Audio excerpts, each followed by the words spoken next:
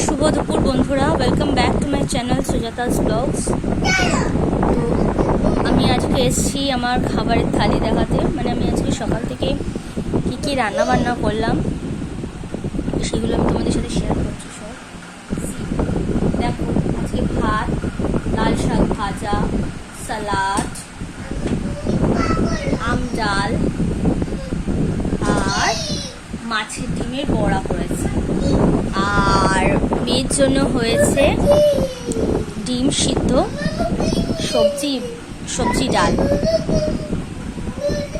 তো এই হয়েছে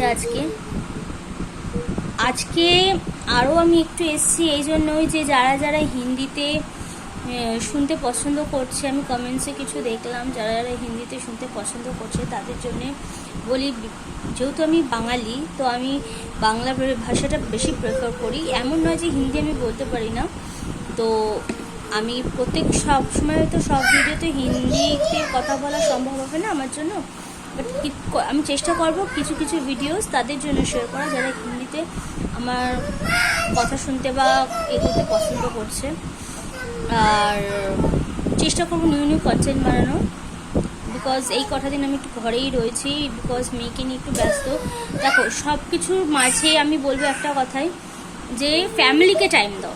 যতই নিজেরা ব্যস্ত থাকো না কেন, ফ্যামিলি সবার আগে। আমিও একটা প্রফেশনে কাজ করতাম, আমি একটা বিশাল বড় পোস্টে আমি নিজেকে স্টেবল করার চেষ্টা করছিলাম, বাট আনফর্চুনেটলিভাবে আমার ফ্যামিলির তখন আমাকে নিডস বেশি, আমার বেবির আমাকে দরকার খুব, তাই জন্য আমার কাজ সারতে বাধ্য হলাম।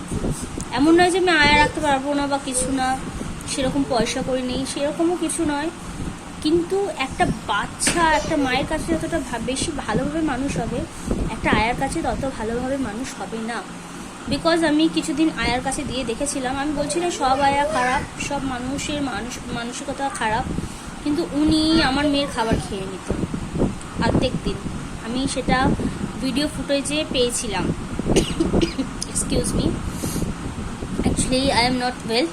এই কিছুদিন আগে me not well, right now I am not well. একটু আমার এই গরম ঠান্ডা থেকে একটু কাশি হয়েছে। তো আমি বলবো এটাই যে ফ্যামিলি নিডস ইউ। ফ্যামিলিকে যতটা পারো একটু চেষ্টা করো টাইম দেওয়ার। আর কি, তোমাদের সাথে একটু কথা বললাম, তোমাদের সাথে কথা বলতে আমার ইভেন একটু ভালো লাগে, আমার একটা ফ্যামিলি হয়ে গেছে মনে হচ্ছে যেন। তো সাথে থেকো, পাশে থেকো, বারবার বলছি আমার চ্যানেলটাকে প্লিজ একটু লাইক অ্যান্ড সাবস্ক্রাইব করে দিও, শেয়ার করে দিও, যাতে আমি আরও কয়েকজনের মধ্যে ছড়িয়ে পড়ি। আমার থট, আমার চিন্তাভাবনা আমি জানতে চাই, যে আমার প্লিজ একটু কমেন্টস করো যে আমার চিন্তাভাবনার সাথে কেউ সহমত কিনা।